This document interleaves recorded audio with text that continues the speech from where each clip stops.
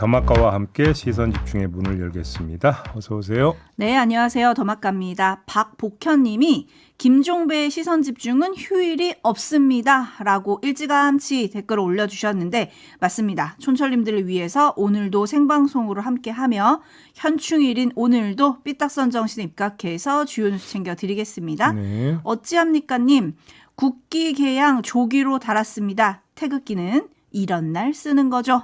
그렇습니다. 그리고 천년소리님은 저는 조금 있다가 손녀가 오면 태극기를 달 거예요. 4살 손녀가 처음으로 달아보는 태극기가 될 겁니다. 오, 손녀가 이제 직접 달게 이렇게 이끌어 주신다는 말씀이시네요. 아, 좋은 것 같습니다. 그러니까요. 뜻깊은 시간이 될 것 같아요. 네. 6300님, 지금 시골은 모내기철입니다.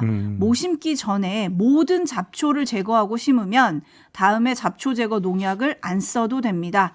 새 정부에서도 모든 잡초부터 제거를 잘 하고 갈라진 국민을 하나로 묶어주길 기대합니다. 아, 또 그렇게 연결을 지으시는군요. 네, 잡초 제거 중요하죠. 중요하죠. 잡초는 뿌리부터 다 도려내야 되는 거 아니겠습니까? 그렇죠. 잡초의 생명의 건 엄청 질기거든요. 그렇습니다. 그래서 새 정부가 잡초를 잘 뽑으려면 뭔가 이렇게 새 정부 디자인도 잘해야 되잖아요. 이재명 대통령이 새 정부의 국정 로드맵을 수립할 국정기획위원장에 이한주 민주연구원장을 임명을 했습니다. 네. 저희가 지난 4일 아침에 모셨었는데 정책실장 가냐는 제2비의 질문에 4초 침묵을 하고 답변하지 않겠다고 했었거든요. 네. 그 이유가 이것 때문이었을까요? 그러게요. 제2비는 예상을 했을까요? 글쎄요.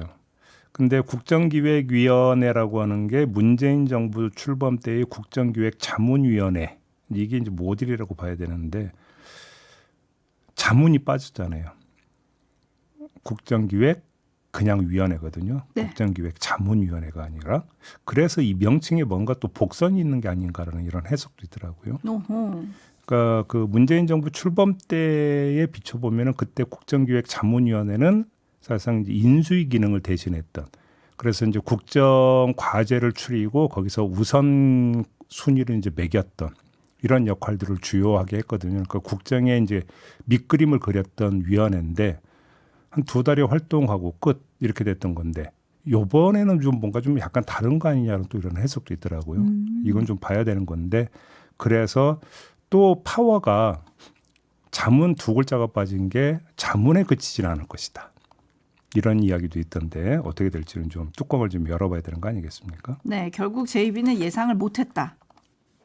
그죠? 제2비? 아, 예. 지금 제가 또 비염이 좀 심해져가지고 딴짓하느라고 말씀을 못 드렸네요. 네, 뭐 일부러 딴짓한 건 아니라고 믿겠습니다. 네. 뉴스와 분석이 함께하는 제2비타임즈, 오늘 주목할 첫 번째 뉴스 오디오로 먼저 만나보시죠. 더불어민주당이 추진해온 내란 특검법과 김건희 특검법, 최혜병 특검법 등 이른바 3대 특검법이 찬성 194표, 반대 3표, 기권 1표로 국회 본회의를 통과했습니다.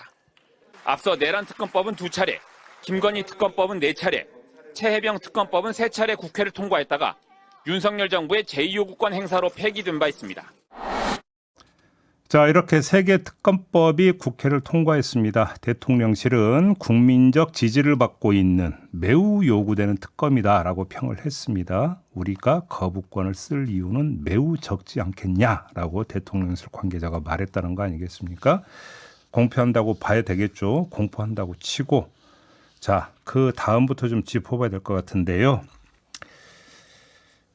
여기서 우리가 주목할 부분은 국민의힘의 대응, 그 대처법, 여기에 한번 주목을 해봅시다. 네, 일단 대부분의 국민의힘 의원들은 표결에 불참을 했습니다. 그렇습니다. 표결에 앞서서 어제 저희와 인터뷰를 했던 조경태 의원은 물론 김용태 비대위원장, 김재섭 의원 등등이 반대 당론을 풀어야 한다 이렇게 주장을 했습니다. 이게 윤석열 전 대통령과 연을 끊는 가장 중요한 방법 가운데 하나다 이렇게 이제 목소리를 높였던 거 아니겠습니까? 하지만 받아들여지지 않았습니다. 결국 친한계 일부 의원만 표결에 참여했고 대다수 국민의힘 의원들은 당론에 따라서 표결에 불참했습니다. 자, 여기서 짚어야 합니다. 국민의힘은 왜 반대 당론을 고수하려고 했을까? 네, 조장옥 님이 국민의힘이 특검에 반대하는 이유는 명확하지 않나요? 아직도 윤석열 부하니까, 내란 세력이니까, 반역 중이니까 이렇게 좀 보내주셨는데 거기서 조금만 더 나가봅시다. 네. 그래서 여기 한번 집중해 보려고 하는데요. 뭐 이전부터 유지해온 입장이니까 사고에는 관성이라는 것도 있는 것 아니겠습니까? 그렇게 해석하면 편하긴 한데 근데 제가 볼 때는 이전부터 그래 왔으니까라고 하는 과거 이걸 중시한 측면보다는 미래가 우려가 되는 측면도 함께 작용을 했다. 저는 이렇게 봅니다. 이게 무슨 얘기냐? 자, 두 가지 점을 봐야 합니다. 첫째, 새 특검의 수사 기간에 한번 주목해 봅시다. 최혜병 특검법은 140일, 내란과 김건희 특검법은 최장 170일입니다. 최장 기간을 꽉꽉 채운다고 한번 가정을 해봅시다. 그러면 최혜병 특검은 연말에 그리고 내란 특검과 김건희 특검은 내년 2, 3월에 수사 결과를 발표하게 됩니다. 자, 국민의힘 입장에서는 이 시점이 아주 고약한 겁니다. 왜? 지방선거를 코앞에 둔 시점에서 자신들에게 큰 데미지를 안길 수 있는 수사 결과가 발표되기 때문입니다. 이게 우리가 포착해야 되는 첫 번째 측면이고요. 두 번째, 새 특검의 수사 대상도 봐야 됩니다. 새 특검의 수사 대상이 윤석열 부부로 한정되는 게 아닙니다. 김건희 특검은 당 소속 인사 다수를 수사 대상에 올려놓게 돼 있습니다. 이미 뉴스 수없이 전해드렸기 때문에 보충 설명 안 해도 될 거라고 생각을 합니다. 그다음에 내란 특검 이건 더 나갑니다. 12.3 내란 당시 당의 행적 자체가 수사 대상이 될 수 있습니다. 윤석열 부부 수사의 유탄을 맞는 정도가 아니라 자신들이 직접적인 수사 대상이 될 수 있는 겁니다. 종합하면 지방선거 직전에 국민의힘에게 괴멸적 타격을 줄 수 있는 게 바로 새 특검이다. 이렇게 정리를 해야 됩니다. 그럼 국민의힘에서 그럼 어떻게 대처를 해야 되느냐? 그 방법이 뭐냐인데요. 일단 저항하면서 지지층을 저항 대열에 끌어들이는 것 외에는 뾰족 수가 없는데 이 저항의 논리라는 게 딱 하나밖에 없습니다.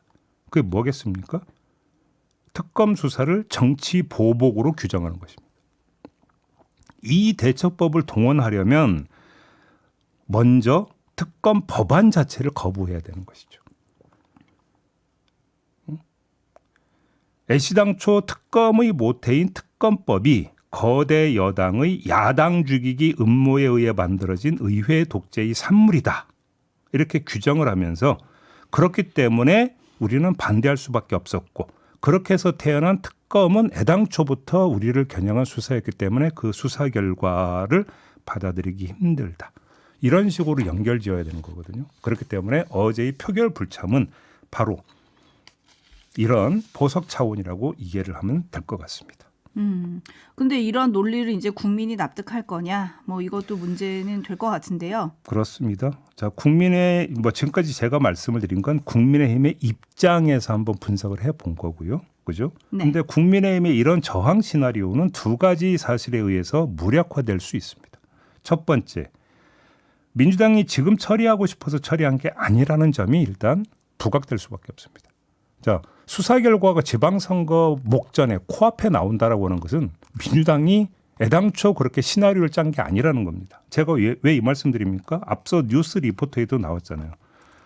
윤석열 전 대통령이 거부권을 행사하고 또 행사해서 여기까지 온 거 아니겠습니까? 이걸 국민들이 다 알고 있습니다.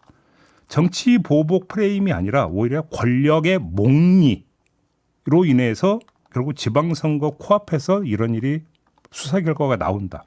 이렇게 인식할 수밖에 없습니다. 국민 입장에서. 그렇기 때문에 정치 보복 프레임이라고 하는 게 그렇게 주요할 것 같지 않다라고 하는 점이 하나가 있고요.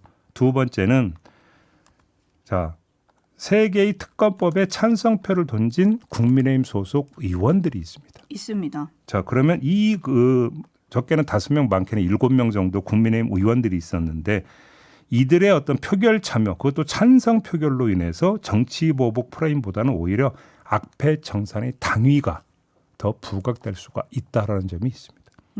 총 정리를 하면 국민의힘의 혹한기는 사계절 순환을 마치고도 계속될 수 있다.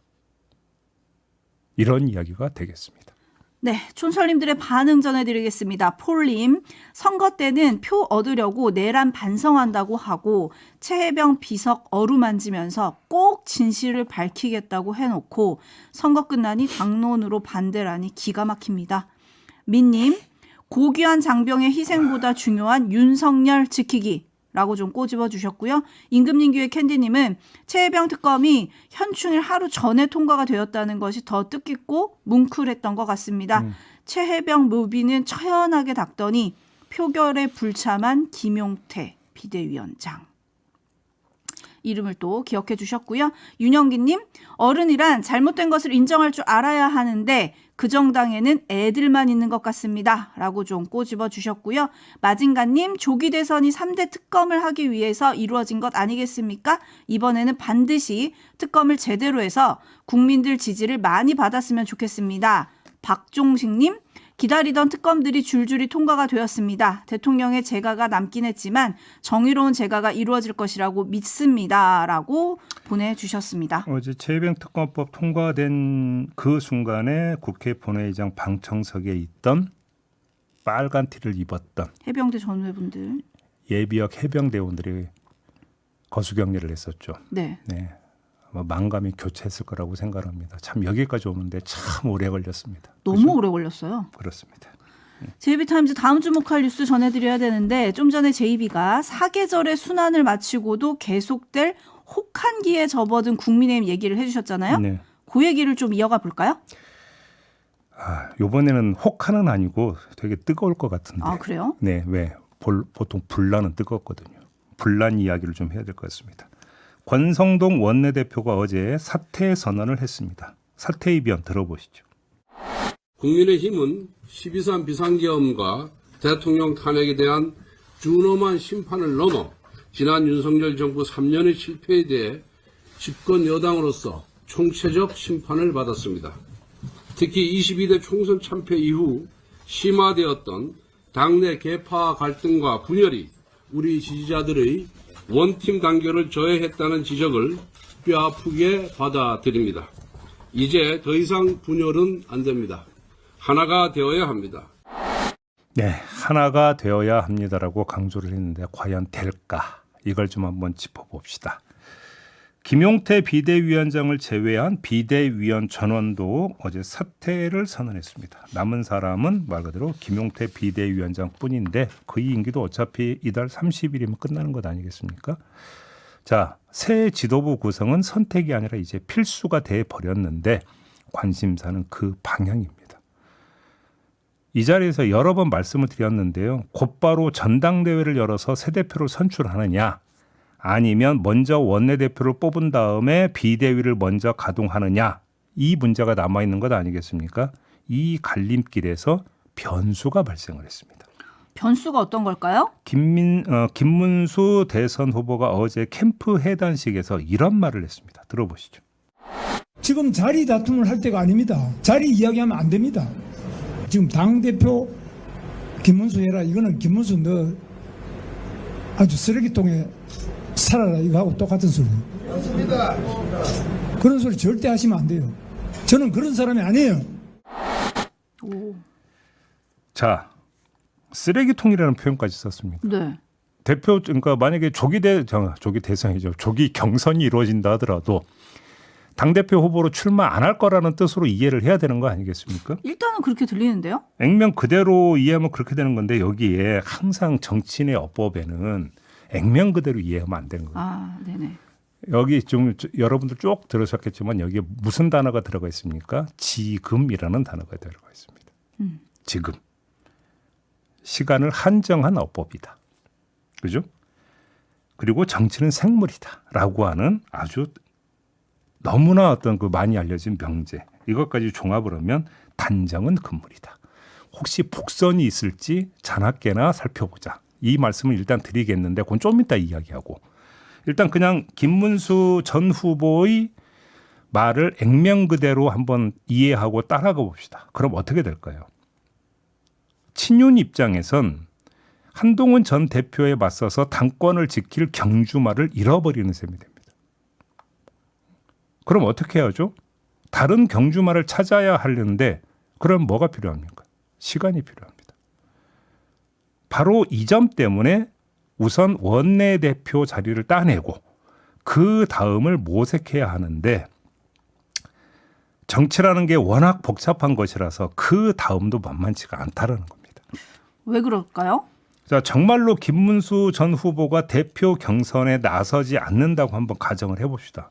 그럼 어쩔 수 없이 지금의 당내 친윤 인사를 대표 후보로 올려야 할 겁니다. 외부에서 아마 데려오기 쉽지 않을 겁니다. 자, 그러면 이 과정에서 당 대표가 되고자 하는 친윤 인사가 딱 단수 한 명이겠느냐? 단일 후보를 옹립할 수 있겠느냐라는 문제가 발생을 합니다. 그게 아니라 저요 손드는 사람이 많다고 한번 상상을 해봅시다. 그 가능성은 얼마든지 저는 있다고 보거든요. 친윤 인사 간의 경쟁이 벌어질 수 있고 이러면 어떤 문제가 그 다음에 발생을 하냐면 그 경쟁 양상이 원내대표 도전자와의 합종 연행으로 나타날 수 있다는 겁니다. 친윤 단일 원내대표 후보가 아니라 복수위 후보가 나올 수 있고 이 복수위 후보가 자신의 당대표 당선에 밑도를 놓는 차원에서 원내대표 경선에 개입해 들어가면서 이른바 암묵적 런닝메이트 비슷하게 하면서 원내대표 경선도 경쟁 국면에 접어들 수가 있다는 겁니다. 친윤 대 친한의 경쟁 구도만이 아니라 친윤 사이에서의 경쟁 구도가 발생할 수도 있다라는 겁니다. 역시 단일화는 어렵다. 이런 이야기가 되는 건데 자, 그 누군가가 친윤 세력 내에서 조정자 역할을 할 수 있지 않을까 생각하기 쉽지만 윤석열이라고 하는 보스가 없어진 상태에서 중간 보스 간 화합보다 경쟁이 더 가능성이 높은 시나리오라고 저는 봅니다. 자, 바로 이 지점에서 자나깨나 불조심, 꺼진 불도 다시 보자고 아까 분석을 보류했던 혹시 김문수 전 후보의 발언에 복선이 있는가 이것도 한번 좀 마저 살펴보도록 하겠습니다. 자, 김문수 전 후보가 어제 저런 얘기를 한 이유를 전혀 다른 각도에서 살필 수도 있습니다. 친윤들이 자기 세력 내부의 지리멸렬한 경쟁으로 공멸할 수도 있다라는 위기감에 빠지고 꼭 그만큼 김문수라는 존재가 간절해지는 것을 유도하는 고도의 전략일 수도 있다라는 겁니다. 다시 말해서 어제의 저 얘기는 꽃가마 콜 전략일 수도 있다. 이런 이야기가 되는 겁니다. 안 그래도 유기농 비누님이 김문수 전 후보는 지지자들과 당원들의 열화와 같은 성원에 의해 어쩔 수 없이 나오겠죠? 이렇게 올려주셨거든요. 만약에 친윤 안에서 경쟁이 벌어져가지고 누가 압도적으로 우세를 점하지 못하면 그때는 어떻게 됩니까? 휴전 상태에 들어가게 됩니다. 휴전 상태에 들어가면서 어떻게 되는 겁니까? 내가 못 먹는 거면 남도 못 먹게 해야 된다는 것이죠. 이때 나오는 게 뭡니까? 다른 인물입니다. 그 다른 인물이 누가 될 수 있느냐? 김문수 전 후보가 될 수 있다라는 것이죠. 네, 근데 조금 전에 저희가 들려드린 음성에 김문수 전 후보가 쓰레기통에 살아라 이렇게 얘기를 하잖아요. 거기에 대해서 블루오션님이 본인들도 쓰레기통인 줄 알면 좀 정신 차리고 바뀌었으면 좋겠습니다라고 좀 꼬집어 주셨고 또 권성동 원내대표는 이제 하나가 돼야 된다라고 얘기를 했잖아요. 네. 거기에 대해서 5696님이 그렇게 갈라치기를 해놓고 하나가 되어야 한다고 하는 건 좀 양심 없지 않나요? 라고 꼬집어 주셨습니다. 근데 김문수 전 후보 리박스쿨 댓글 의혹 관련해서 연관성 등 수사 대상이 될 수도 있는 거 아니에요?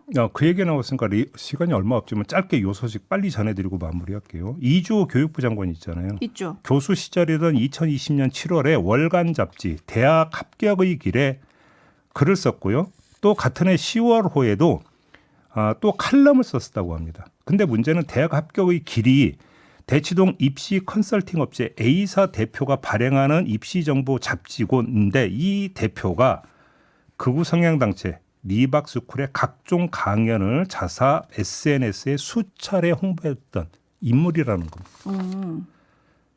이 대표는 리박스쿨이 늘봄 학교 강사 양성에 활용한 창의 체험 활동 지도사 이 자격증 발급 기관인 한국교육 컨설팅 연구원을 함께 운영하고 있는 운영자이기도 하다고 합니다. 그래서 이 사람과 이주호 교육부 장관 간에 뭔가 또 긴밀한 관계가 있는 것이냐. 그러면 늘봄학교 강사 배치에 또 교육부가 어떤 역할을 했는가로 이게 꼬리에 꼬리를 물면서 연결이 되고 있는 의혹이 제기되고 있다. 이 점만 좀 전해드리면서 시간이 다 돼서 마무리해야겠네요. 수사할 게 더 늘어난 거네요. 네, 더마카 수고하셨어요. 고맙습니다.